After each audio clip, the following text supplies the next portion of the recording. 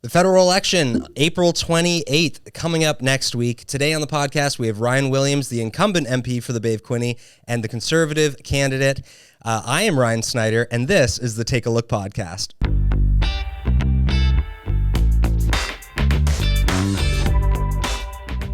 Ryan, thanks for coming on today. Thank you. Nice to have another Ryan. Yeah, it's Ryan squared today. That's right. Well, maybe we can just jump in a bit into your background. Maybe people aren't so familiar with who you are, even though maybe they're not on the Facebook groups and they don't know, but or they haven't seen the signs around. But can you tell us just a bit about your background and how that brought you into the political sphere? Well, thank you, and thanks for having me on today. It's nice to be part of a local homegrown podcast and part of great content here in the area.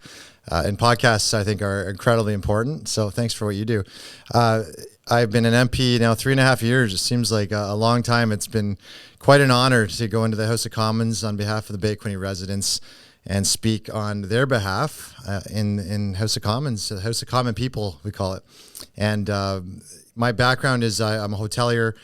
Third generation. I was a week old when we opened our first hotel, and I've been in that family business for a long time. But I learned early from my father, from my grandfather, that service and community means we give back. That when you're in business, it's one aspect. The other aspect is you give back to your community. So for a long, long time, I've been involved in community organizations, whether that be the Chamber of Commerce or helping out with so many organizations. But I started with chairing Bay of Quinte Tourism for 10 years, which was I think it was 6 or 7 years. I was involved with the organization for a decade, which was a fascinating experience, bringing together at that time Prince Edward County and Belleville and Quinte West as one brand of Bay of Quinte, and from there creating a group with Adrian Bax called Bay of Quinte Living, which was at the time about 15 years ago. We had a hard time attracting people to the region, so we call it Bay of Quinte Living. Was developers, and it was home builders, and it was realtors, and it was immigration. And we created the region's first immigration portal. At the time, we couldn't get new immigrants to the area, and we had a 0.2% growth rate. It was really low. We found at the time we couldn't then hold jobs and keep our youth here. 80% of our youth leave this area. So we created a group called Quinnovation, which is about non-manufacturing entrepreneurship. So looking at entrepreneurs like yourselves, small businesses, and then different categories. Like we had a Quinte craft group. We had 18 ciders and craft breweries in the region, besides the 52 wineries, and a film industry. Really interesting. And from that, I ran as a Belleville City Councillor. My campaign was called Innovate Belleville, on really trying to bring the region and Belleville together and new innovation, and how do we get economic development growth going in the city. And from that, I went for the nomination for the Conservatives, and then I've been in this role. And in the Conservative Party as a shadow critic, I've been very fortunate to have roles in industry, shadow critic for industry, associate shadow critic for industry, on the Science and Innovation Committee, on ethics, on health, and then I got a competition role under Pierre Poliev. So really, I can talk more about that, about having our cell phone bills. How do we get more options for banking and open banking and grocery? And then my final role since August has been the critic for trade, at a time when trade was a very hot topic, and really working on what is trade for Canada and how do we grow it? So it's a big experience to me that you're going from a community organization role alongside having a business to now being a member of Parliament. Always mindful of the organizations and people that make up this region. I love this region. I love the Bay of Quinte. I've promoted it forever, and I'm happy to be I've been happy to be the member of Parliament for the Bay of Quinte region. It's funny, actually, with speaking of Quinnovation, we were one of the businesses that were part of I guess it was like a pitch kind of Dragon's Den style thing. And actually, I think that's where I first met you there. So that's right. When we were first starting out 7 years ago, hard to believe it's been that long already. Wow, but yeah, it's been an exciting journey here in the Bay of Quinte. And we see the growth here, right? Like I think the Bay of Quinte is in competition with North Bay for the fastest rural growing communities in Ontario. Yeah, the U-Haul statistics have us, I think, 4th or 5th in Canada. And so they track the U-Haul movements one way and where they're left. Yeah, this region's gorgeous. People, when the military members come here, they often retire here.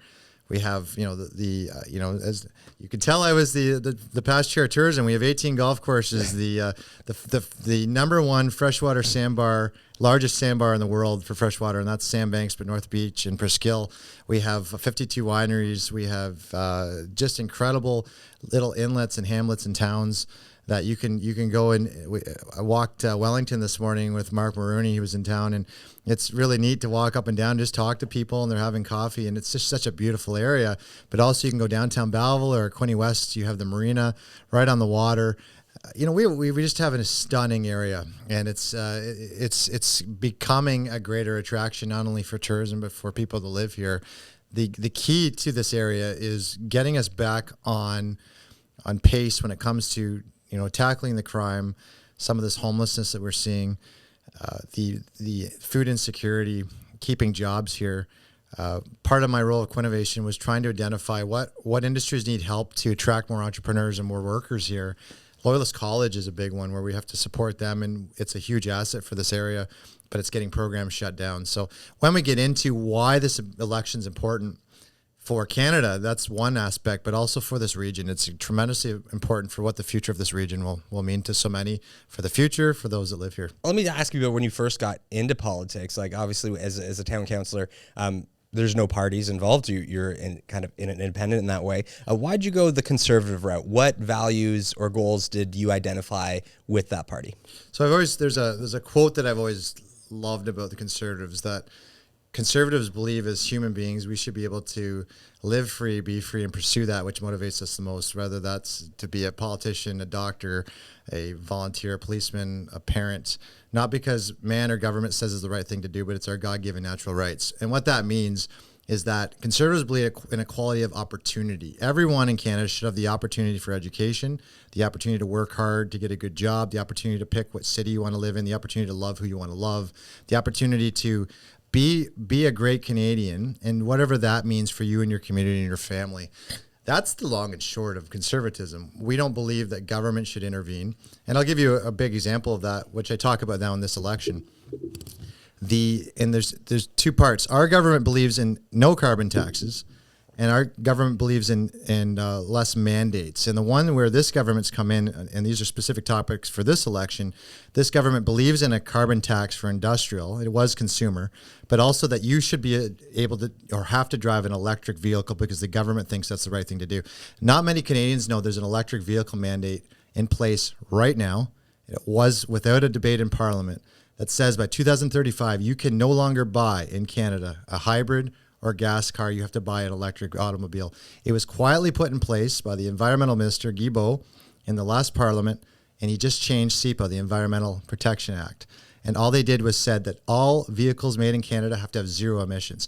It's an example where government thinks they know best. And, the examples we give of why this doesn't work, not only with the cold climate we have here and rural Canadians who, need their vehicles, but Peterborough just had a powder outage 3 weeks ago. It was one of the only Sundays we didn't door knock, and power was out for 5 days. At that point, you don't have a car if you have an electric vehicle and you can't power it. It's an example where government thinks they know best, where our alternative is, if you as a family believe that you want an electric vehicle, then buy one. Make sure you get the adapter in your home. As a government, our job is to make sure the infrastructure is there, the power grid, if we need whatever that power supply is. But it's not to tell you to buy that vehicle. And that's the difference in a nutshell between Conservatives and Liberal governments. We really believe in the power of people, that you can go, as long as you have the opportunity. We want to make sure people have equal opportunity for education, equal opportunity to get a good job. There's lots of good jobs available, equal opportunity to healthcare, equal opportunity to be able to raise a family. Those are the things that are important to us, and that's why I'm a Conservative.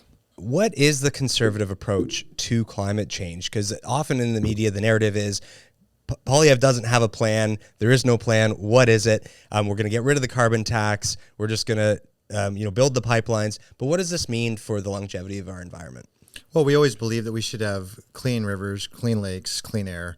And sure, we have already incredible environmental laws that stop massive pollution. You can't burn tires in Canada. You can't dump garbage in the lakes. But at the same time, we have rules that we don't really understand, which is where Montreal, for instance, dumps sewage into the St. Lawrence. Yeah, which flows right down overpass. And we have overflow days, even in this region. If there's too much water, there's an outtake. And then we believe in technology over taxes. We really believe in those environmental laws that protect the environment, but ensuring that, the big thing we found since 2015, there were massive demonstrations on climate because everything else was taken care of for Canadians. So you could afford your rent, your mortgage, you could afford groceries. They weren't too bad. You had some money left over for vacation. Canadians had it pretty good. So when you have, and rich nations will automatically take care of the environment in their own way because you have the money to do so. Poor nations don't. So that's why the most polluting nations in the world are China and India with the most amount of population, but they need cheap power to produce what they're doing, and so they burn coal. Mm-hmm.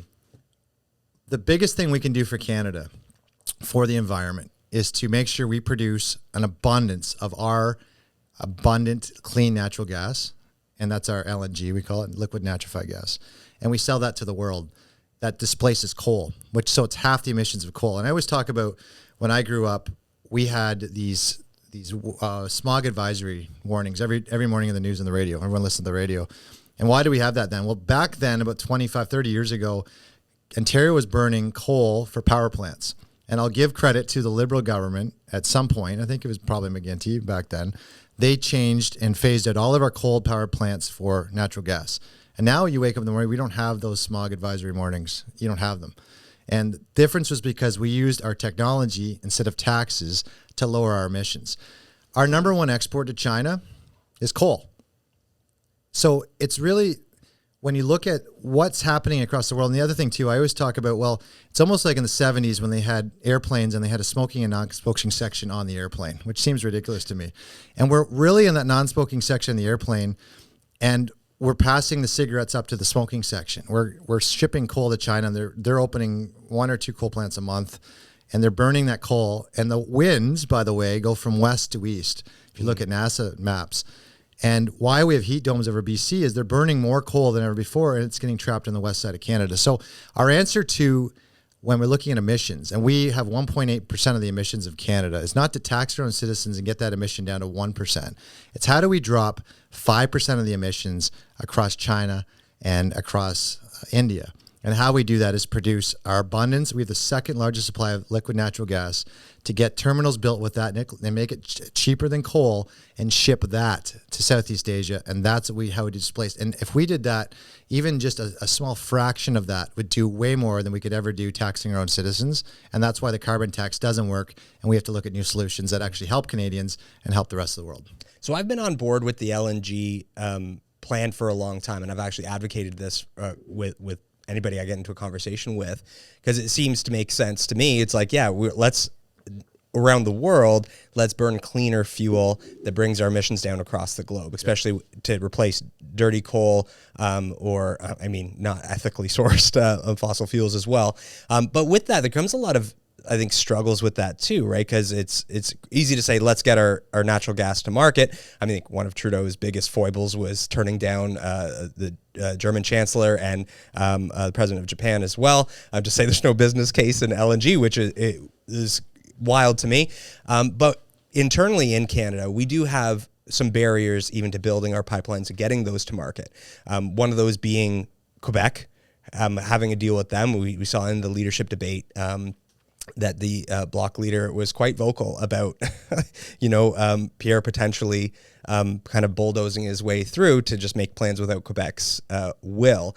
Not to mention we have a lot of reservations and Indigenous relations that are not settled at this point. So how do you see a plan moving forward? Say everything's greenlit, we have a Conservative majority, the policies made through to get our LNG to market. How do we approach those challenges? So this is probably one of the biggest forks in terms of decisions on this election, which will have major outcomes for Canada. And that's the fact that we're the only party that have said we would develop our pipelines and our natural resources and get them to market in a pretty quick timeline. We've announced shovel-ready zones that we would get ready within a year. We would repeal C-69, which is dubbed the No New Pipelines Act. Mark Carney said he's keeping C-69, and he has said in French he's not doing pipelines. So this is one of the biggest decisions. In my role for trade, we always identify what is trade and why is it important to Canada. Well, trade is when you produce and sell the things you do best, and you trade for the rest. So we have the second largest supply of natural gas, the third most supply of oil in the world. We have potash, aluminum, uranium. We have food packaging here in this region, processing. We have so many things that the world wants. We have the most natural resources per capita of any nation in the world. We should be a rich rich nation from that. Then you have a government that's under Justin Trudeau and Mark Carney that have stifled all of that innovation, put bills that actually stop and deregulate or regulate all of our natural resources into the ground. And what the result of that, there was a study that was done by Energy Now, but my department did it as well in Ottawa. So the amount of suspended or canceled energy projects was $660 billion since 2015. So you mentioned Germany not asking for certain things that weren't developed. There was about, of that 29 projects, half were LNG, half were oil, East Link, the pipeline, LNG Canada, things that didn't happen. And part of that, what Canadians have to understand when we did these numbers was that was also between 100 and 200,000 jobs, many of them six figures. But more importantly for Canadians, it meant that we kept $40 billion that would have went annually from taxes into the treasury out. Now, my question is always, what can you do with $40 billion? And that's what trade means for Canadians. Trade is wealth when we do that. We don't grow bananas here or coffee or make computer chips. We have natural resources. So stopping those developments have actually hurt Canada in a big way. One, for deficits that have caused inflation, and everyone who goes to the grocery store knows what that means for them. But two, for the fact that we don't have that prosperity, we don't have that income going forward that pays for healthcare and dental. And that's the decision that I think is the most potent for this election coming up. You have a fork in the road for a government that's going to do that and a government that won't. When you asked about, well, what does that mean for Quebec? Well, fortunately for us, in Parliament, if we had a majority, you're working with all parties, and Mr. Blanchette represents the Bloc Québécois, which is only a small portion. It's actually with Legault that we're going to be dealing with in the provinces. There was a poll done in Quebec and the rest of Canada about the acceptance of pipelines right now. And actually in Quebec, it was 74% of respondents saying they would accept pipelines. So Legault, the premier of Quebec, will be the one we deal with all interprovincial trade barriers. And so that's another topic where, what Trump has given us in Canada is actually, besides patriotism, where every Canadian now is standing together saying we'll never be the 51st state. The second part of it is the premiers, for the most part, who've stood together to say we're going to reduce the interprovincial trade barriers that exist through Canada, where the figure is stopping $80 billion worth of trade. But part of that will be then working with those provinces about how do we get energy projects through. And the last thing you mentioned was on Indigenous First Nations. Part of Pierre Poilievre's plan is to cost share with those nations 10%, which then he actually has First Nations standing with him now saying, we want this to go through. So all of that is really important. And only with a Pierre Poilievre and a conservative government will you actually see those kind of initiatives go forward, where under Mark Carney, he's made it very clear he's going to keep C-69. He's going to stop pipelines from going through across Canada. Most importantly, what it means for Canadians, well, the deficits, the grocery bills, your cost of living going up because we're not selling what we have. But I think the second part of it will be you're actually you lose jobs, you lose prosperity. You're going to have a Canada that's poorer and weaker, and that's the end result more than anything else.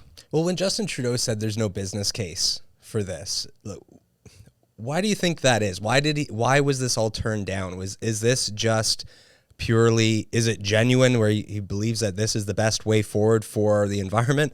What's going on behind that decision? Because obviously when we look at the numbers, even from the emissions side, if we have people replacing coal with natural gas, the emissions come down across the world. No, so when you look at the numbers there, it seems to make sense. So why do you think, what's the motivation to that the Liberal, Justin Trudeau and his leadership, why did they move away from that? So it was ideology over reality, which what it was. Same as that government stood in the House of Commons over and over and said that people were better off with the carbon tax than without it. And what we saw from Canadians, when the carbon taxes were removed because of our push, we were the ones, I think since Pierre's been as a leader, the first thing he said was axe the tax. It was been consistent along the whole way.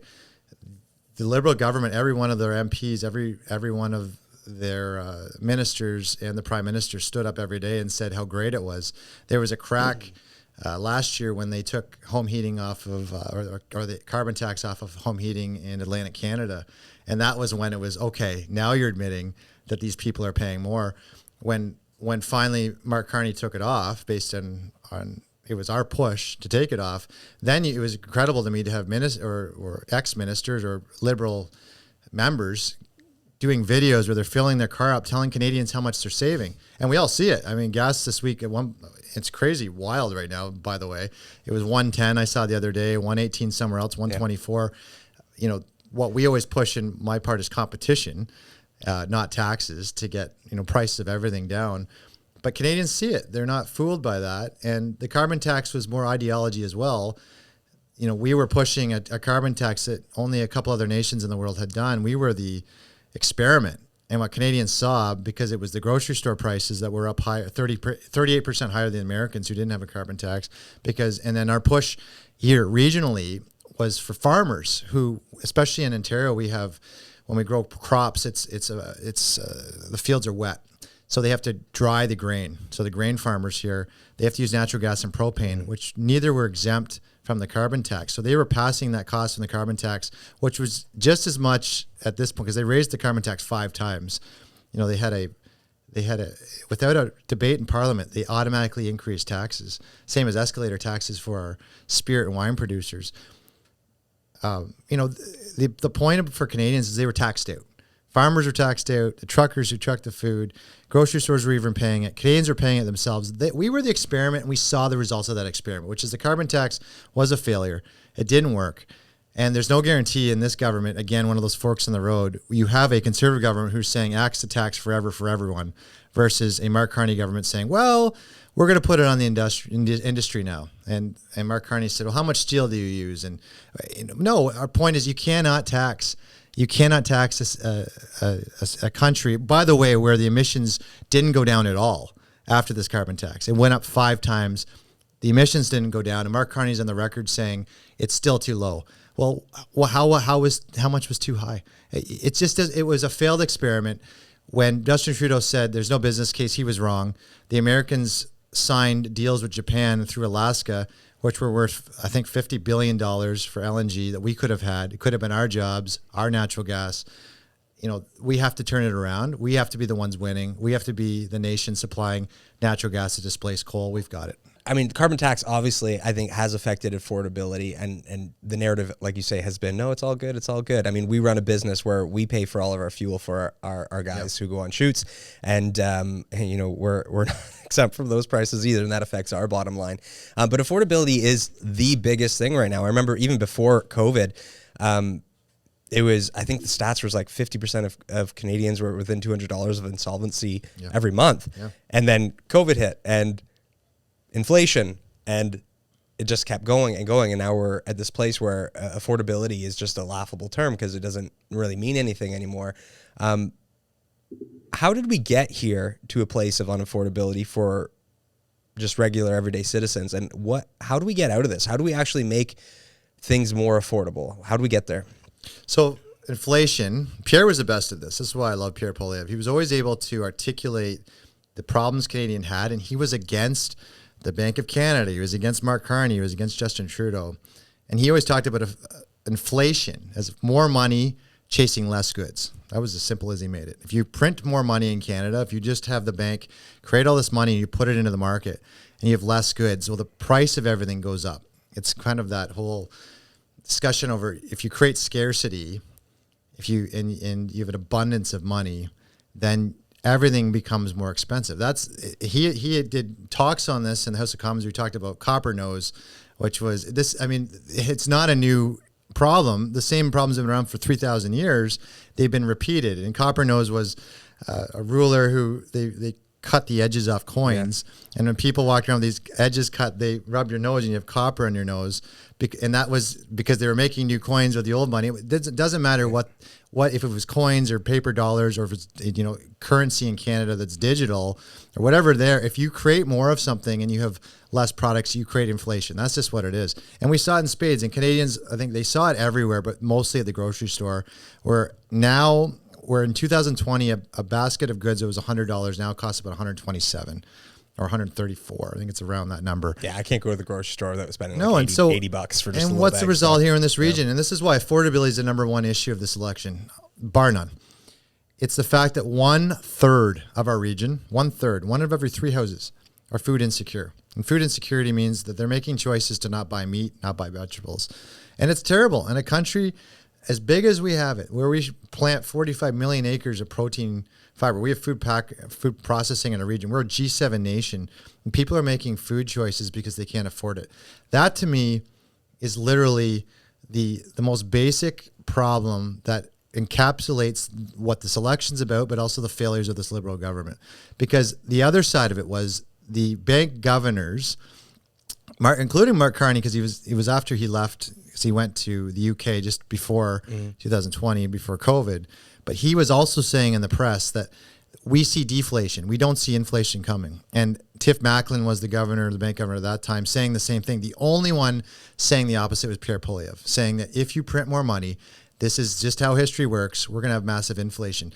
And he's on the record in 2021 and 2022 in front of the press saying we're going to have massive, this is when we're seeing 6 to 8% jumps of inflation.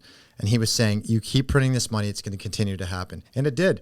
So the premise now, even with the platforms that have been released, Pierre Poilievre, why he's so good and why he's such a different choice is he actually brought a budget or a platform for the election where our deficits are half what Mark Carney's are. And he was a bank governor. He's supposed to have the better resume.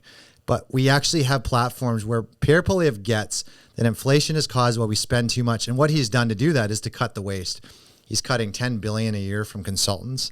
I mean, we hired 140,000 employees in Ottawa, and we're still spending $20 billion a year in consultants. Why? So he's cutting half of that out.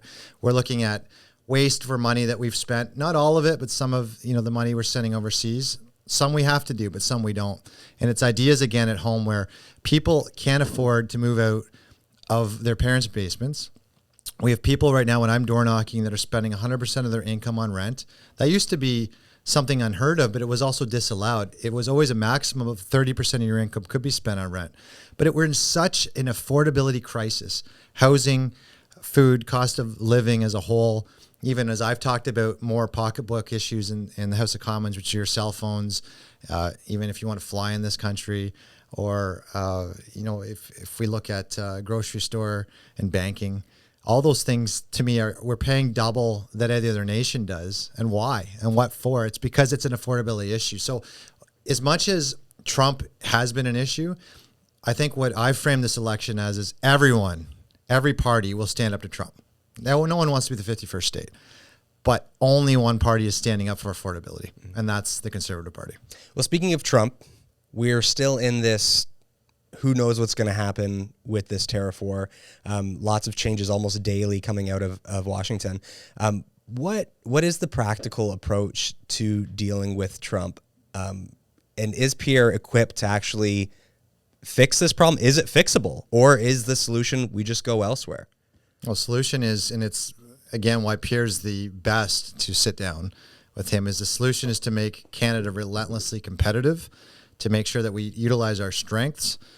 Every country would trade places with Canada in a heartbeat because of the natural resources, the talent, the institutions, the people that we have here. We've got all the ingredients to make ourselves self-sufficient, more sovereign. And what's happened over 10 years is we became weak. We, first of all, didn't have a prime minister who stood up for Canada, flew down in a whim to Mar-a-Lago and almost bent the knee when that was the last thing you should be doing to a new president with a mandate to utilize America's strength in their own way. We had to the answer is to utilize Canada's strength or to make us stronger, better, faster. And the only one who will do that is Pierre Poilievre. Again, going back to developing our natural resources and making sure we can sell to the world and not just the Americans, holding our intellectual property in Canada and stop giving it away. Of 100 patents in Canada, only 15 are Canadian, of which half are from international companies. We give all of our ideas away. The one example I always talk about is Tesla does research in Dalhousie University in Halifax. It's in Dalhousie. And 100% of that IP goes to Dartmouth, which is then owned by the Americans. We had Huawei, which was a Chinese company. It was public, doing research in our Canadian, about 8 to 10 of our U15 institutions in Canada. And all that research is going to China, taxpayer-funded research dollars. We have to get back to owning what we create, creating all the resources that we have in Canada. And when we have a position of strength, we work with Americans on a new rejigged CUSMA agreement, part of that, also that weakness we had, is we weren't at the table for the security. When we talk about NATO, we were 1.33%. There's the push that we get to 3%. Well, we do that by developing our natural resources and getting more money, but also we do it by strengthening Canada. And there's 5 areas when I was the trade critic that we work on. One was infrastructure, protecting our pipelines, our waterways, our ports, looking at our development of infrastructure for the security side, which is, we're not going to go to the eastern flank of Latvia or South China Sea, but we are going to develop our Arctic and our northern portion. We've announced 2 bases we would do in the north, which is really important. Third is our critical minerals. One of the biggest investors for critical minerals in Canada is the Department of Defense for the U.S. Why not? Why isn't it Canada, right? But we've already have something happening, and we need to protect that. When we look at our even data centers and protecting our IP and ensuring that that's something that we look at as a whole, as a dual nation. And it's our energy. The last one's our energy. How do we utilize our energy? Because the bigger threat is not the Americans, because something hasn't come up in this election. It's actually China. And why Trump has been doing some of his geopolitical maneuvering, it's China and Russia and the BRICS. And before this election, they were very vocal on de-dollarizing the American dollar. They were very vocal on becoming a greater force and power. And so we've lost that in this election. We've just focused on Trump, but the bigger threat is actually China and those groups. And we've been, either with it's become China interference, which has happened already in this election a few times, or the fact that we've been too dependent on China for trade. The example was when I was part of the opposition, when we wanted to put the tariffs on electric cars out of China, because they have what's called mercantilism, where they heavily subsidize 100% of their industry, which is not fair practice. We don't do that here, but it threatened 500,000 jobs in Canada. But when they retaliated against Canada, they put 100% of a tariff on canola farmers. And somehow we left ourselves exposed without a free trade agreement that all of our canola, or 90% of it, was going to China, instead of finding other partners in Southeast Asia like Indonesia and Japan and South Korea. These are the bigger issues that I see coming up, that the geopolitical issues. Once we form government, I see us sitting down with the Americans pretty quickly, hammering out a good deal, because as soon as we strengthen Canada, that's good for the Americans too. I can go into detail of the biggest problem I had from Justin Trudeau and Mark Carney now is not once have either one of them stood up to say, when Trump says that America's getting a bad deal from Canada, to say, wait on a minute, you're getting an unbelievable deal from Canada, because 90% of our crude oil, or 97% from Alberta, goes to Texas. Those are American jobs. Most of our aluminum smelted in northern Quebec, and it's smelted there because we have cheap hydroelectricity, goes to the U.S., it gets rolled in the U.S., we buy it at 60% markup. Our IP, again, from Tesla, that's an American Tesla that goes to Dalhousie and then goes to Dartmouth.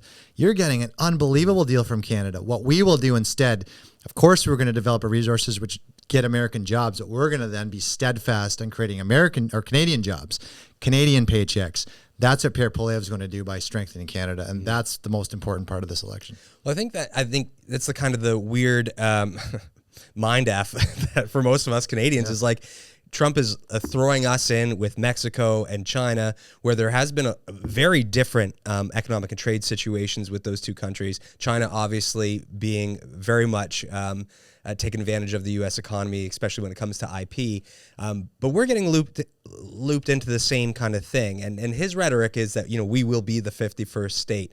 Why do you think he's picking on us? Like, what is his agenda here? Is he being hyperbolic, or is he being serious and saying, no, we're going to... No, this is who Trump is. Trump's a bully. If you read his books, the one I read was Robert Lighthizer wrote a book. He was the last U.S. trade representative, called No Trade is Free. And another one is by Jack O'Donnell, who used to work for Trump when he had Atlantic City casino properties. And you read both and you get a sense of Trump. Trump's very much, in his life as a businessman, has been a bully and got away by threatening the most, using lawyers and force, and he got something back from it. He learned his art of the deal is all about making a deal based on, he's doing exactly what Trump will do. And Trump, people shouldn't be surprised on Trump. You can read about him. This is who he is. He took advantage of a very weak prime minister who left a country in a very weakened state. And he was able to get away with it because he was just elected with a massive mandate from the U.S. The answer to that is to combat that with strength, to make, to stand up for Canada, make it stronger and make the deals. the problem with that is we are in a weakened state. So you have to really focus on how do we make Canada stronger first, while also sitting down with the Americans to really tackle it's the China effect. And when you pay attention to what actually happened, Trump threatened tariffs for both Mexico and Canada, but really put them on China. China got the worst end of the deal for anyone, and then other countries. And the result of that has been that Canada last month lost 66,000 jobs, while the Americans gained 320,000 jobs. So he's getting what he wants. Investments dried up. We have Canada becoming less attractive. This is why with Pierre Poilievre in our government, it's less taxes. It's looking at capital gains where deferrals, and one of the best policies Pierre has is any capital gain that's invested in Canadian businesses will be fully deferred from capital gains, which is incredible policy, looking at how do we make Canada more attractive. None of our pension plans invest in Canada because they're not attractive. They invest in the Americans and in Turkey and Brazil because there's less regulations and they can get their money back. We have to make Canada more attractive. And that's why the fork in the road again is you go 4 more years down with this government that overregulates and stops investment, or a whole change with deregulation, less taxes, more attractive for investment, and making Canada stronger. That's the only way we stand up to the Americans. But like I said, we have that advantage of having such a great resource-based economy that if we did develop it, Canada is going to be in good shape. Mm-hmm. Well, let's jump over to housing for a minute, because I think this is probably one of the biggest things next to affordability, not just as far as people need a place to live, they need to have shelter and food, but the growth of our economy is based on the middle class, and the middle class is based on home ownership. This has been true historically, mainly because when you own property, you can then leverage loans to maybe start a business or to have additional units to rent out and grow. I myself got into real estate at a pretty good time where I was able to, buy, leverage, and sell into the place where I am now. How do we get to a place where housing is, I don't even like the word affordable anymore because it's been so bastardized, but attainable? How do we get to a place where people can not just rent, but actually buy and own so they can enrich and grow and invest in themselves? Well, it's again back to what's the reverse of inflation. Instead of more money chasing less goods, it's more goods, more supply. Mm-hmm. And housing, it's not a demand issue, it's a supply issue. So it's a complex issue. But really, when you come down to it, when I've been on planning committee for City of Belleville, when my first question in the House of Commons to the Prime Minister on the first day of Parliament as an MP was housing, it's been an issue that's been there. I see the solutions to it, and for whatever reason, governments are still in the way. So the solution is government has to get out of the way of housing. That's the answer. It's not got more government. Mark Carney's plan to build 500,000 homes of the government agency is the worst thing you could ever imagine. Government getting in the way is why we're in the housing crisis to begin with. And it becomes, it's a provincial issue in terms of how we're doing official plans and Planning Act and the official policy statement, because everything's about getting in the way. Even Belleville planning, so the BILT, which is the Toronto Home Builders Association, did actual study on how long it takes to build a mid-rise or a high-rise in Toronto.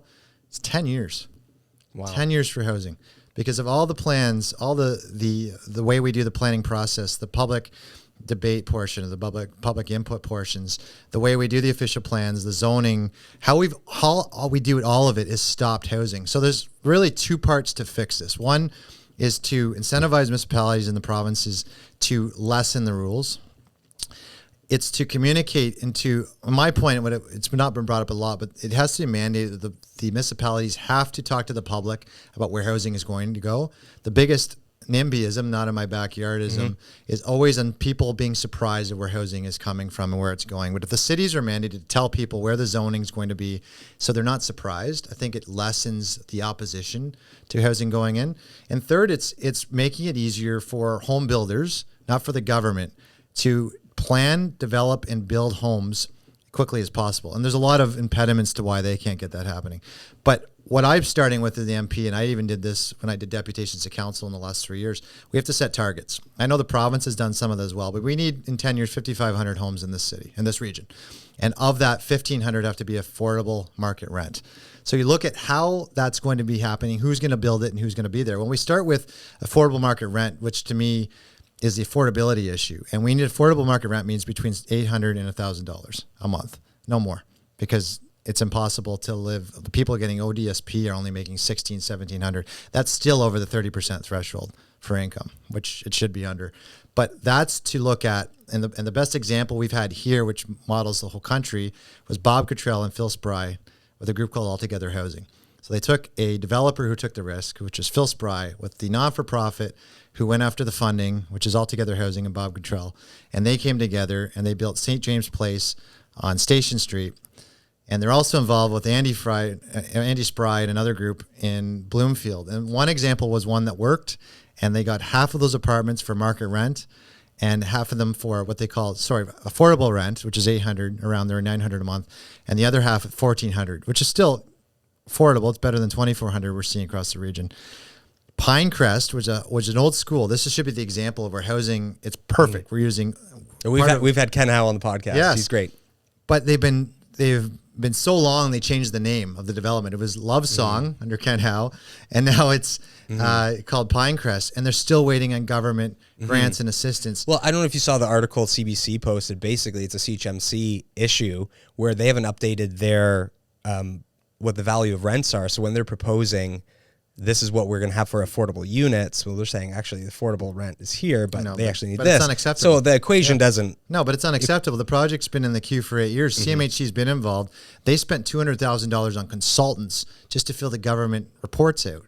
Like that's in the end. When we look at, there was 8,000 volunteer hours from residents in the county who want to see this built, and more importantly, $1 million donated privately to this initiative. You know, if you looked at it and there were no rules and the community put $1 million together, that would have been done 4 or 5 years ago. But government gets in the way and they stop the progress. And that's what's the most frustrating part of this housing is that, and what Pierre understands, it's people that get in the way. It's the government that gets in the way of these developments. And so what we're proposing over the Mark Carney plan is that we get government out of the way. We incentivize the municipalities to drop red tape, and the provinces is to me the How do you biggest incentivize ones. them? Well, you base the growth numbers on, and what we've said is if municipalities have so many permits approved earlier, they're going to get bonuses for that.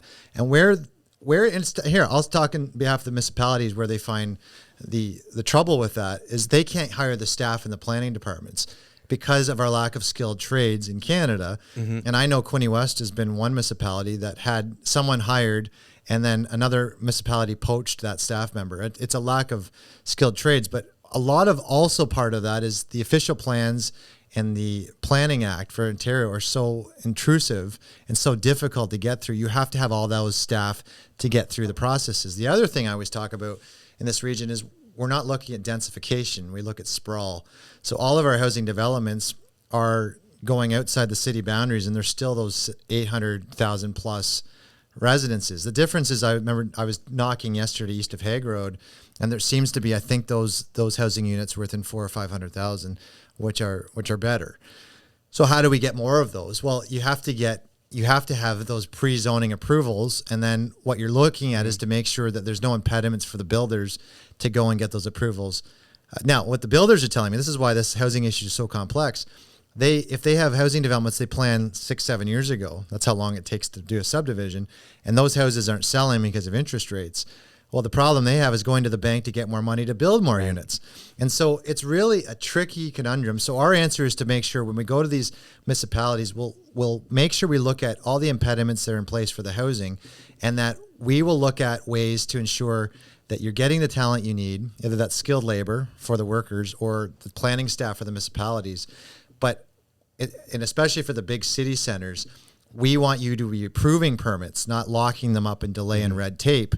And that's the only way, if we get them approved, builders will build if they're allowed to build. Right. We have to lessen all of those. But for the most part, the biggest impediment, like I said, 10 years to build a low-rise or high-rise in Toronto is stopping almost anything from being done in the next 2 years, which we need to get housing done. Another big problem that we do have with housing development, for example, I mean, even with the dollar for doors incentive, whether you're going to give release more funds to municipalities for building more units, or I don't know if they're planning on restricting for not building. For example, in Prince Edward County, we're now in a 2-year development freeze.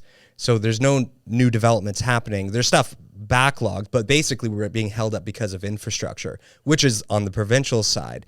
So how then does the federal government properly work, not just with the municipalities or incentivize them? How do you work with the province to actually make sure that infrastructure is there so that part of the equation is also being filled? Well, infrastructure for housing, I know will be a big initiative. If we're looking at, Pierre's talked before that where we have transit in certain big city centers, it'll automatically need to be high density around those transit stations, and that municipalities can't be blocking those developments. Here, I think, to me, it's Pinecrest as the example. It needs to be approved right away. We need to get funding going and get that done, and then we need to find ways to replicate that. The second part is to look and talk to the municipalities, and if we're in government and I'm the member of parliament, to find the roadblocks with developing and talking to home builders. It's the home builders themselves who need to build the homes. And like I said, it's not a demand issue, it's a supply issue. I'll tell you about one thing I liked about, there's a lot about the Housing Accelerator Fund I didn't like, which was the bureaucracy. We weren't guaranteeing houses being built. It was really just going to the bureaucracy, more bureaucracy for the city. It didn't guarantee any homes for that amount of money. But one thing they did have was what was called housing of a right. And housing of a right meant that in certain areas where you could have a fourplex, you didn't have to go back to permitting or planning to get that done. It was already of a right. That's one way to densify different areas. And as an investor, if you know you can buy a property and turn that into 4 units instead of 1, right, that makes it more likely that you can make that affordable. But the province has turned that down multiple times now, correct? Like, but it's in as right? of, is that coming through now? It came through with the Belleville, and that's not very common. When Belleville got their Housing Accelerator Fund, they had, the first time they had it, it wasn't approved, was because they denied the housing of a right provision. Wasn't as much as my opponent said it was me. I was fighting for that all along because I fought for all funding, but I found out afterwards they had denied that provision, which is why they got denied, one of the reasons. And then when it came to the second time, it was included. So that it is now in there. I know that the City of Toronto, I think, passed it for every property in Toronto, but I live in an area called Westboro in Ottawa when I've been a member of Parliament.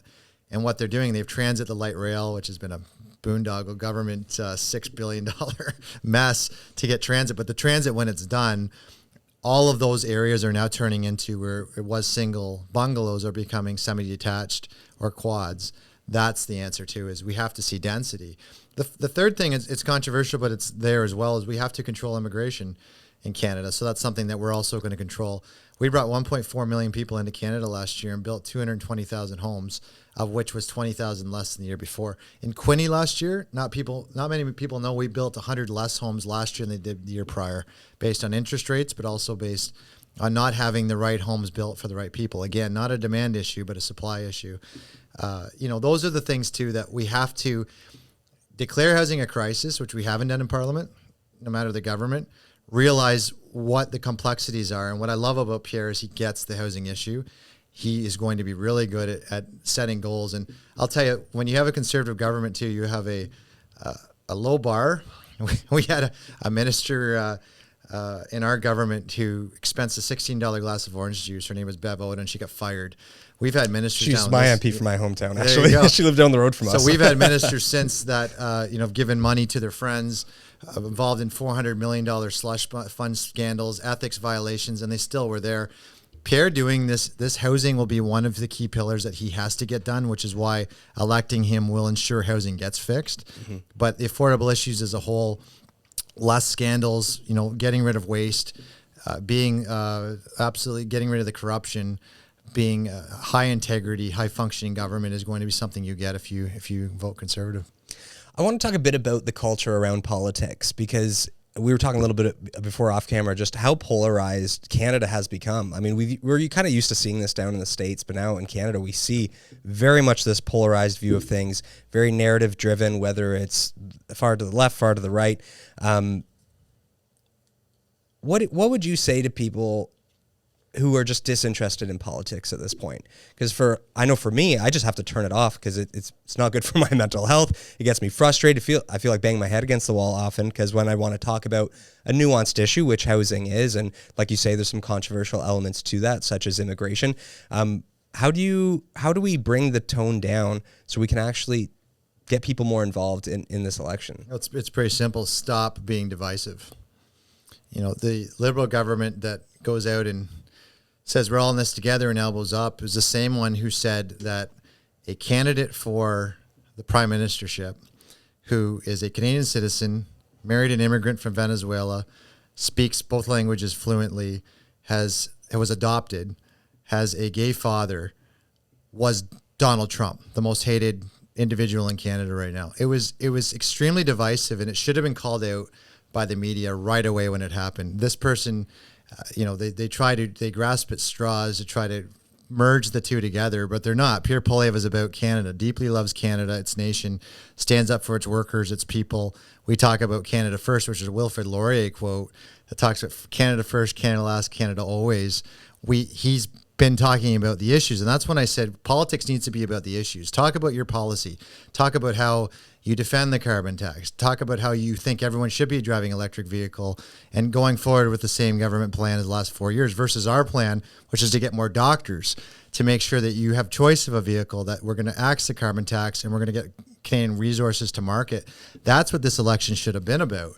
And instead, I think if this election and we're successful in the election, I know that the topic we're going to be talking about on April 29th was what happened with the polls. Well, it's the same thing that happened with the U.S. of the last decade, and how you have that polarization. You have one side saying one side is Hitler or something heinous, another side talking about how it's policy or what we're going to do. And you have to get away from that divisiveness. In Canada, we need to talk about the issues on housing, affordability, about our healthcare system. Those are the things that we've brought to this election. We only also had so much time. We were shut out of Parliament. I haven't been in House of Commons since December 15th.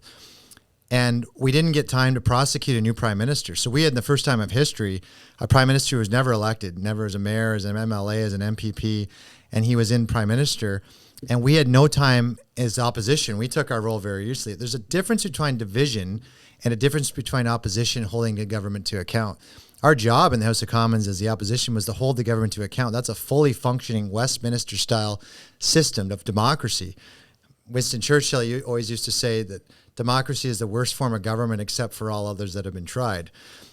And the result of that, when you have a government or an election that's been allowed to divide Canadians, what I see at the door, if there's someone who's at the door and they say to me, Pierre is Trump and you'll never convince me otherwise, I can't change their mind. It's almost like a mind virus.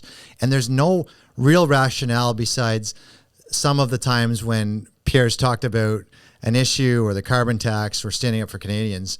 I'll admit, when I've never been a fan of carbon tax Carney, or, I think sometimes these slogans work and that's why we use them. But at the same time, there's nothing else that's similar at all. And what that means for Canada is that I feel that, first of all, we're going to have a high turnout for this election because of maybe some of this division, but because of also the thought that Canadians aren't going to be telling people how they're voting. They're just going to go vote.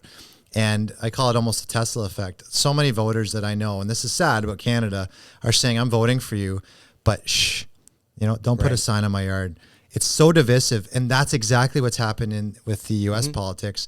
Last thing I'll say, what's happened, and I'm really disappointed about it because I think it's a good system, is the collapse of the NDP, of the third party in Canada. Why our parliamentary system works so well is we had a third party.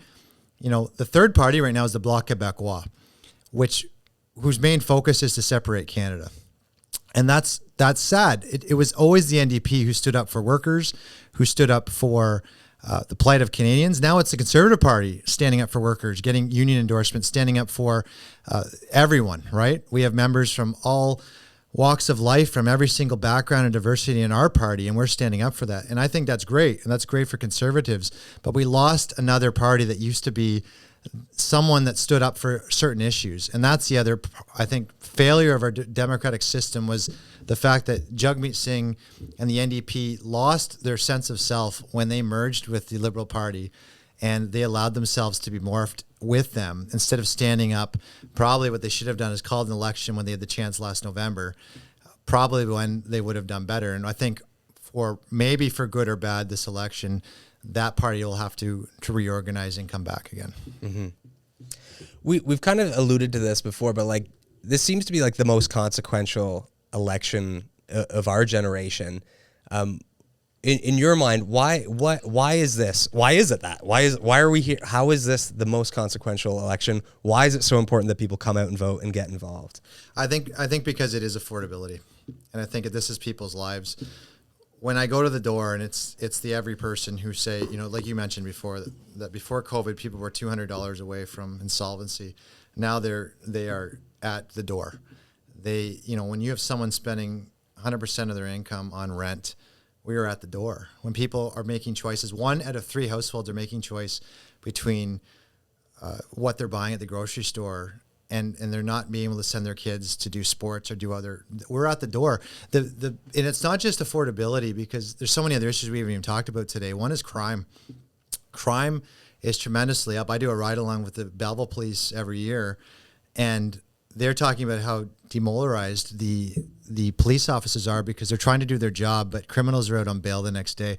And our fix to crime is to put the repeat violent offenders and or anyone who's dealing drugs or manufacturing drugs away in jail so that they're away. The second part of it is, and when we've seen the drug use and no one's seen it worse than in BC, where they tried these failed experiments too of safe supply and vending machines where they handed out cocaine and crack. We've seen the results of that. It was never good for Canada and Canadians. It prolonged the inevitable, which was more drug use and more disparity in terms of our bigger city centers seeing more poverty and more people addicted to drugs. Our answer to that is really flipping the system for the justice system, that we put the bad guys away and we have deterrence for crime to fix that, and give the tools, more importantly, to the police so they can do their jobs. But 2 is to give treatment and addiction services to those addicted to drugs, to help them get off the street, help them on their own, take care of their family and their lives, and get off the drugs. And we know it's not an easy route, but we've committed $250 million to the opioid treatment centers, of which Belleville with the hub will get some of that money for 5 years to start, which is going to help those people who are severely addicted get the treatment they need. Right now, if you want treatment in Belleville, you have to go to Kingston or Oshawa, and sometimes it's a 2 to 6 month wait. This is one issue I was out front of in Parliament right away. I was with the police chief Callahan at the time and the mayor Neil Ellis, talking about the need for a detox center right away. This is before we had the major issue we had in 2024 with the emergency called because of the overdoses, 90 overdoses in 36 hours. I was front and center on that. So we're the only party, again, when you talk about what this election is going to come down to, it's not just affordability, to your point, which is so dire, but it's also then the crime and drug issue that comes alongside that. And then it's all the other things. I mean, why this is going to be the most, I think, attended election in Canadian history is it affects so many people in so many levels. And as much as one side has tried to make this only about Trump, this election isn't about Trump. This election is about giving back control to people's lives and restoring the promise for Canada. The promise of Canada, which was that every generation, if they worked hard, left the country better for the next generation. And that promise has been broken for many years, where you could go get a good job, you could have enough income to pay for housing, have enough left over to get your groceries, get food, send your kids to sports, make sure that you had safe streets and you had a nice home in a safe neighborhood with a strong border under our strong flag. That's what we're restoring in this election. That's what Pierre Poilievre is restoring, is to give that dream back to Canadians. I can tell you right now, if you pick that or Trump, 9 people are picking that as their number one issue, and Trump is the last person. And that's what we're bringing into this equation. So say you get elected next Monday. Monday is the election? Yes, next Monday, Who's the 28th. counting? 5 days Yes, from now. close. You know, our big, long elections we have here in Yes, Canada. yes. We've had 3 in this area in the past year. It's been wild. And you have a municipal one next year, too. I'm kind of exhausted by it, actually. Yeah. Well, it's too much. Never get exhausted democracy. Yeah. You could be the alternative. That's You don't right. want that. So. That's right. Yeah. So say you get in for the next 4 years. What is your vision for the Bay of Quinte? What do you see in this area? How do you see it changing? How do you see it growing? What is your vision for it? Well, I think it's really getting back to basics here. You know, one thing I haven't talked about yet, which is one of my favorite policies that we have, is the Blue Seal program for doctors. So when we look at healthcare, we're short 55 doctors in this region. And where do you see it the most? Well, if you get hurt and you don't have a family doctor and you go to emergency, you can wait up to 13 hours in Bevel General Hospital right now, 4 or 5 hours in Trenton or Picton. Yeah, it's wild. And Picton has the best wait times in the province. Yes, So and it's not crazy. because of lack of care, it's lack of staff. And so our program was, and we're the only one pitching this for doctors, is Pierre identified that we had 20,000 internationally trained doctors, 20,000 in Canada. Is it that many? What he always talks about is if you need a doctor in Canada, don't call 911, call a taxi, right? So the program would be like Red Seal for the trades, where if you're a carpenter, electrician, you can work across Canada. We're going to do Blue Seal for doctors and nurses. Within 60 days, we're going to give testing. And if they fit our testing requirements and accreditation, we're going to find a pathway into the system. And what that means for this area, number one is for the hospitals.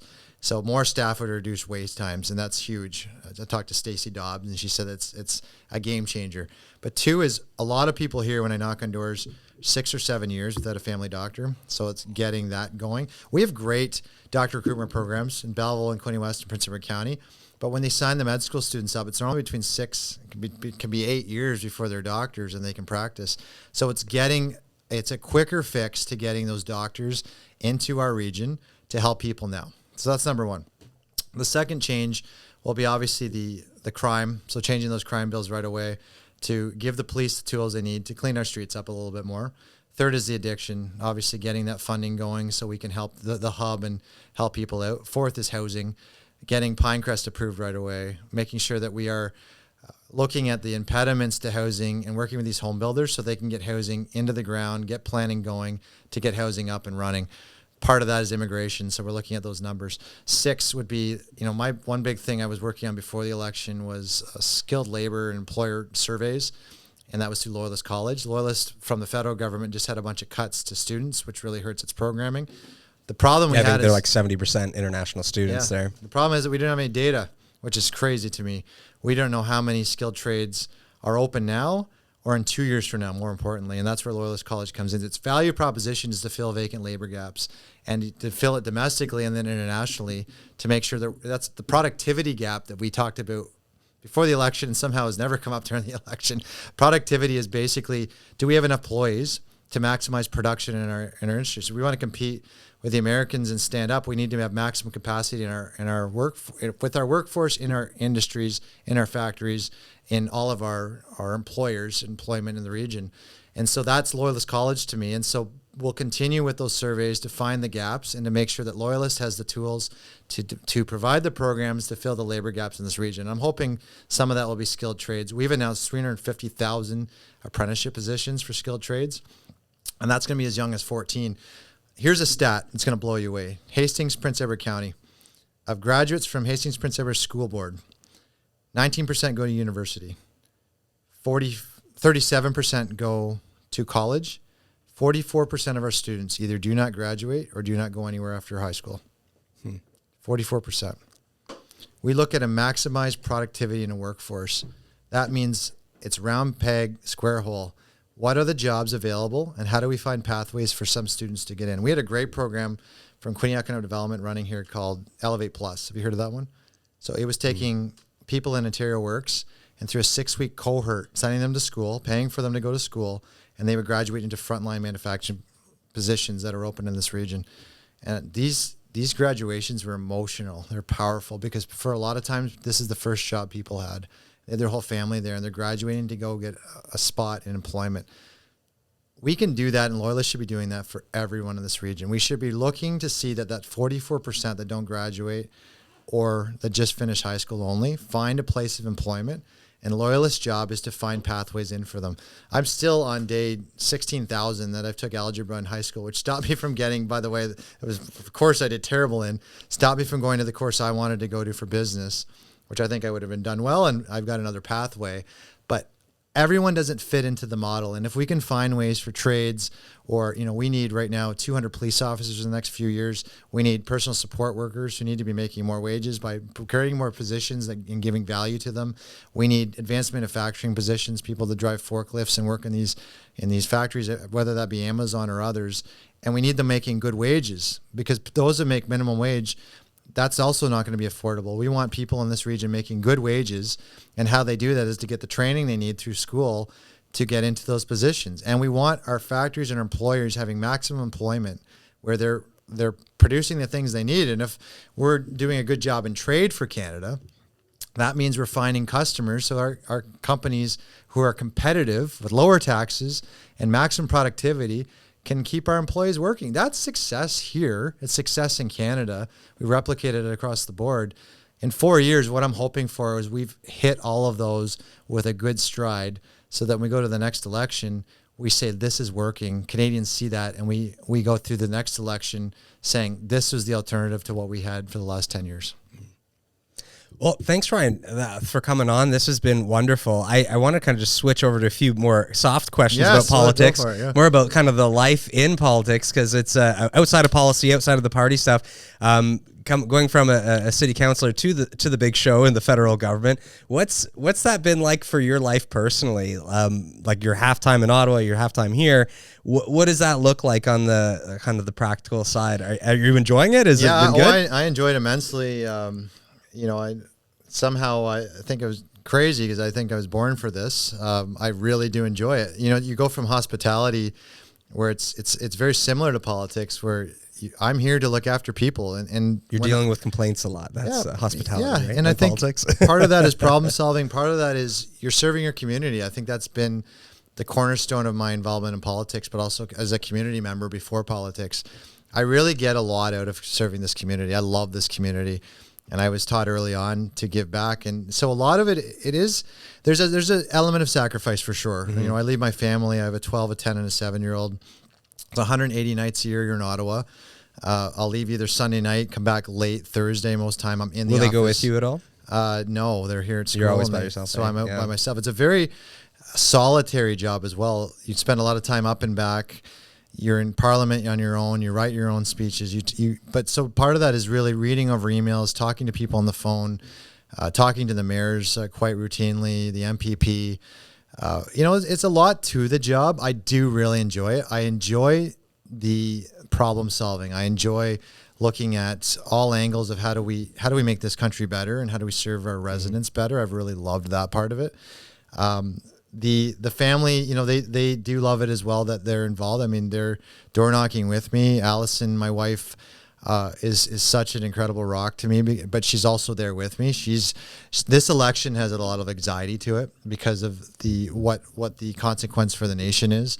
But she's been there the whole time, and she feels that anxiety. We feel that in this election. So there's a sacrifice there. I mean, there's times when you're going through this, and it's really hard. Well, how do you deal with that, though? Because like you say, there's a lot of anxiety, but also with the narrative, there's a lot of this hate that comes at you, and because maybe a lot of daggers. People are really you have to ready be centered. Stab you. You learn. It's like I always said, it's like a lobster. Who is with stress, lobsters will shed their shell and they'll have a harder shell underneath. I've done that a million times. Yeah. I went through a really tough time. You've been reading council. Jordan Peterson, haven't you? Yeah. I went through a tough time in council. That was a tumultuous time.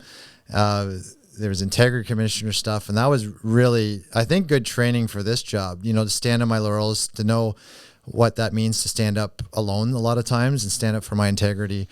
It's the same when you get to this position. A lot of times you're with the party, and the party all comes together as a team. In an election, you're back on your own again. And that becomes, there's a lot of, personal things slung at you. Even my favorite part of the debates, the last debate I was talking about how, every one of the candidates would be a good representative and will always fight hard for the region. Mm-hmm. It became why they're running and what the policy was that was completely different. And even during the debates, I get mud thrown at you. I say, look, that's not very parliamentary, but people talk about coming together, and then they're saying, well, I was born with a silver spoon, and not this guy, is generational wealth, or, personal slang, which I don't like. I don't like that at all. I like going to the issues. So it is tough because the family, I mean, my whole family, my 7-year-old was at the Belleville debate and people are booing hard. And she says, why are they doing that, Daddy? It's tough, right? Hard. But it's part of the job. You know, democracy is people have the right to their opinions. Yeah. And, you know, I think that's part of what we go through. And yes, we've had doors slammed in your face, and I've been invited into many living rooms, and you have personal conversations, and there's others where people are hugging you and crying. One I haven't talked about, which was really personal to me, was my father was deeply involved in Quinte West. So there's affiliation I have there with the base. My father went from mayor, and he went through a time where we had the colonel that did heinous things and is in medium security prison right now. That's something that I can't understand this. And this you're referencing the murder of but this guy's in medium security, able to go get yard time. It's terrible. Yeah. But going back to the base, that those men and women that serve our country, and the air base, which is the largest air base in all of Canada. My father was honorary colonel after he was the mayor because he had such a good relationship. And when he passed, they gave him a military funeral at the National Air Force Museum. But I've continued that relationship with the colonels since. So I do a get-together every year with a lot of them who are now retired, but we're still generals or we're colonels and moved up the ranks. And how, you know, when we look at the 50 homes that were promised by Justin Trudeau in 2015 and not one of them has been built, we talk about affordability, those servicemen and women, one member who was sleeping in his trailer by the water all winter long. But more importantly, what we came up with was a program for veterans where we have some service members who have been hurt and veterans who have been waited 3-4 years now to get any response to the government. We came up with a program that says it's a maximum of 16 weeks or where they get automatic approval. And for members of PTSD, which are so many of them are going to get service dogs.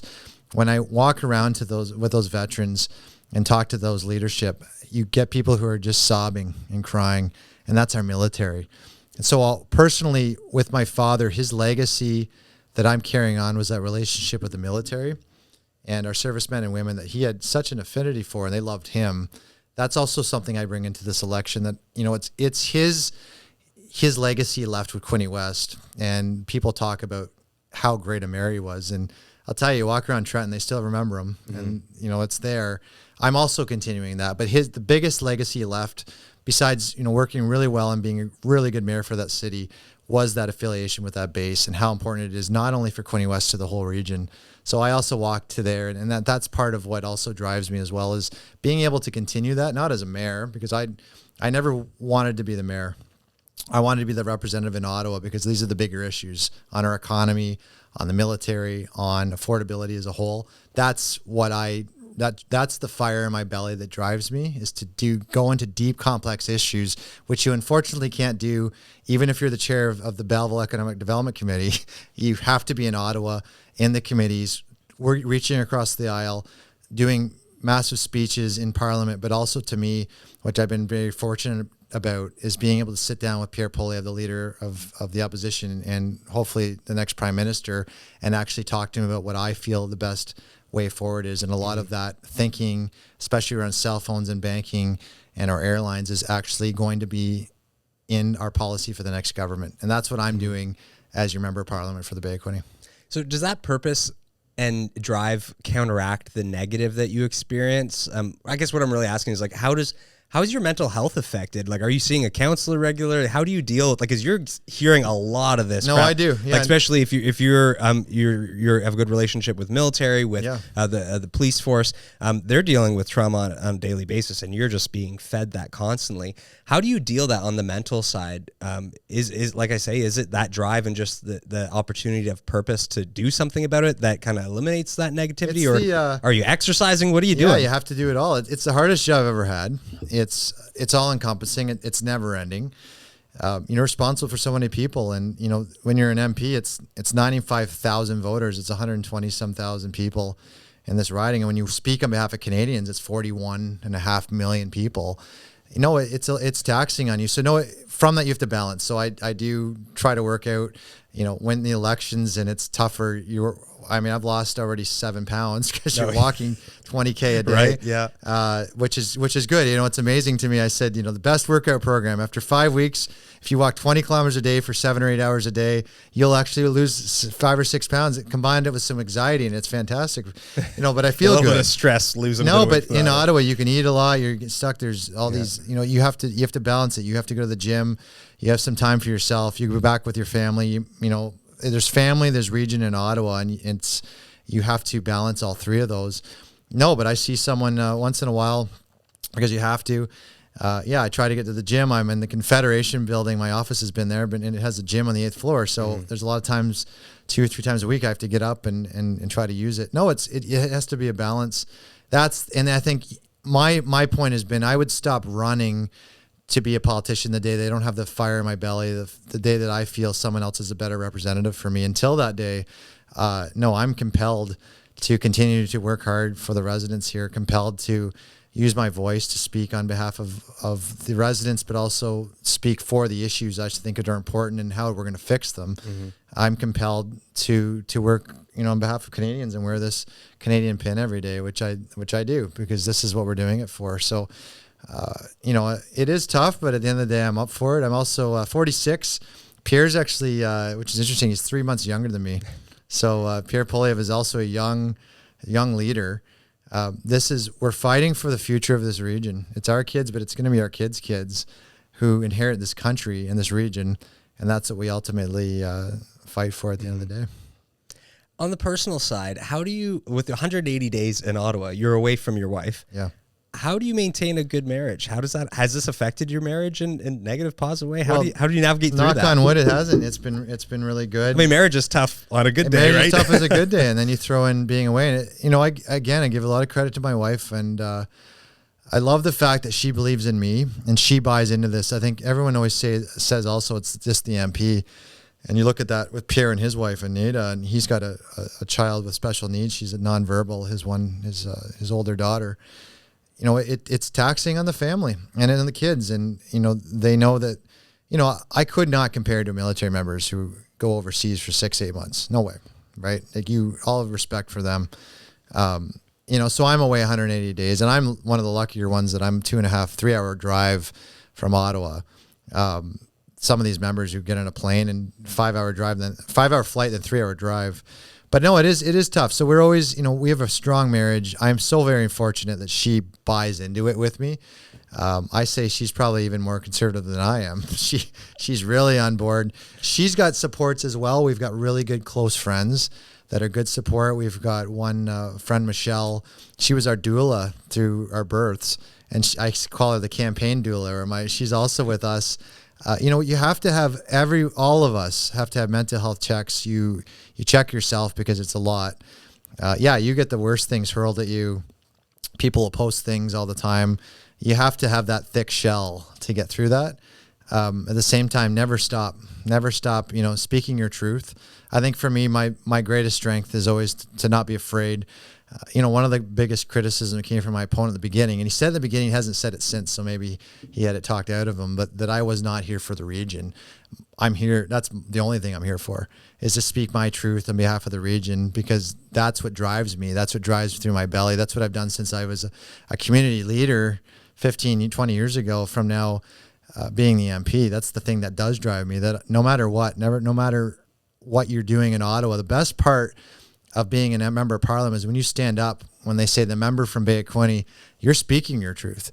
You're the one up speaking your words. And what I've learned to do better since I've got in, I think the first part of being an MP is drinking from the fire hose, because you're trying to learn parliamentary procedure, which is the hardest thing. And it took me about 2 years to finally learn, how do we get bills on the floor?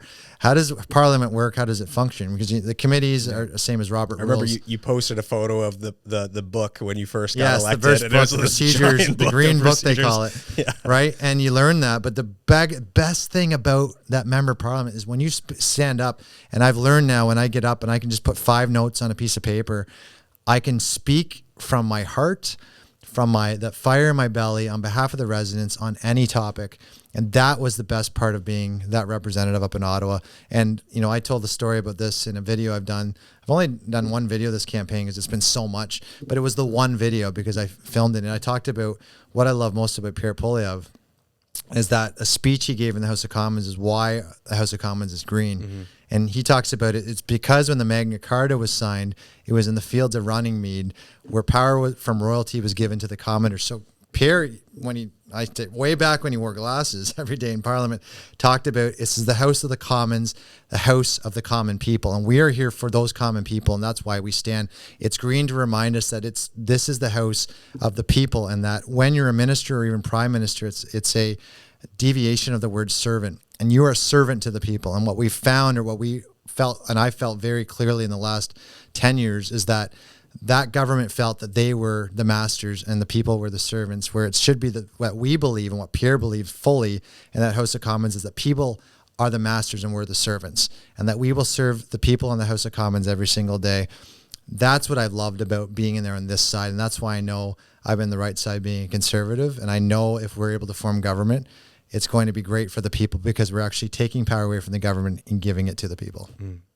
For those people who may want to get involved in politics but are really unsure about even how to start or how to contribute, what advice would you give them? Where do they start? Run for municipal government. Run as a city councillor. It is the best thing you can do.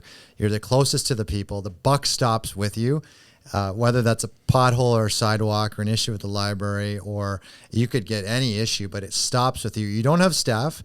You operate on your own. You learn the best part about even the basics of democracy is it's all about doors.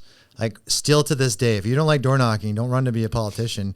Go and volunteer with a politician. If you don't want to even be a councillor, if you like someone who's running for council, and I know that there's a municipal council next fall, volunteer when you find a name you like and go door knocking with them.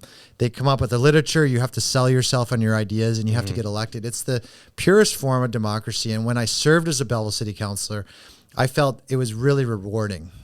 The difference was I didn't feel like the change you could make was substantial because it's always, you only have 2% of the city budget to work with. Everything else is predetermined.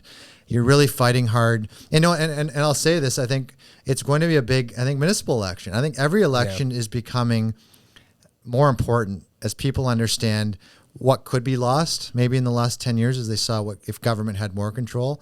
So I think even with municipal, whether it be just the issues as a whole, the speed cameras have come up even in my election. Yeah, $1 million in 5 months, City of Belleville. Thank you very much. They've even put it in there. And I was Brooker and I early on when my opponent was making shots at me. I said, I alluded the carbon tax is very much like the speed cameras, right? It's an added tax, and already when Belleville's paying the highest fees for property taxes. That was when life's already unaffordable. Yes, let's throw in some more charges. It's now come up. It's $2.5 million they're pulling out of residents, which is $50 per man, woman, and child in the city. And I know everyone I know has gotten that. And my point was, there's different ways you can calm that, but it's going to be a municipal issue for sure. Right. But this is what you get when you run for municipal politics. So if you want to be involved in municipal or politics as a whole, anyone running for MPP, MP, or councillor, first, reach out to volunteer. And you don't have to door knock. Sometimes you just do phone calls or you just sit in an office and you work with them. You're involved with the campaign. To, run for city councillor, because I think it's the best job you can get to be close to the people. And if you really like that job, then there's other stepping stones there. But at the end of the day, do it because you want to serve the people. And I think there's no greater reward in my mind in this planet than giving back to the people. And I gave awards out every year called Community Champion Awards, and they were coins. I got that from the military, and they're all serialized, and I only gave 150 a year, but I asked people in this region to nominate people who are helping others, who gave service to others. And I'll tell you, it's very rare that we say people only have, it's not an infinite amount of time. It's a finite amount of time that we have. And you hear that every day from, when you read the obituaries, and we had the deputy fire chief this week passed away, Jim Young, and how people, your life is so short, but those people that give back to their community, service to self, to me, are the most valuable in our community, because they're actually giving the finite amount of time they have back to the community. And we need so many of them, whether that be food banks, whether that be community organizations, the library, but also with serving your community as a politician, as a service member, it's not all roses. You're not being, I think we broke down the amount of hours when you're a city councillor, it's less than minimum wage when you put all the hours in, but it's so rewarding to me. And I say anyone who wants to get involved, please do it because of that reason, because you want to serve your community. And I think if you do it for that reason, we're going to be, and we have more politicians like that, this country is going to be fantastic. It'll be in good shape. And speaking of getting involved, make sure you get out and vote, everybody. Yes. If you're not registered, elections.ca to get registered. Well, we just say, what I say is easier. Just if you have a driver's license or a health card, show up on voting day. That's all you need. Don't worry about, I think it's some people get dissuaded by the rules. You have a license, you can vote. As long as you're living in this region on your license, show up to the voting booth. I say to people, this is going to be the most consequential, but probably the most attended election in Canadian history, meaning get ready for lines. Know it's going to be a wait, but it's worth it. It's worth it for this election to show up and have your vote. We're hoping there's over 76% of Canadians that are out, because I think it's really good for democracy. And no matter the result, we're always going to be fighting hard for a better Canada, making sure that we, and I will always, no matter what, fight for this region. Work hard on behalf of Canadians, and I'm just happy to have been serving and to serve and to be here with you today. Thanks for doing this podcast. Yeah. It's great to be here. Well, thanks again for coming on, Ryan. Maybe you can plug the people where to find you, how to get in touch with you, and check out the Conservative platform. Yeah, votewilliams.ca. Perfect. That's it. All right, April 28th, everybody. Make sure you get out and vote. Don't be apathetic. Let's get out there. All right, that's it. That's right. Thank you.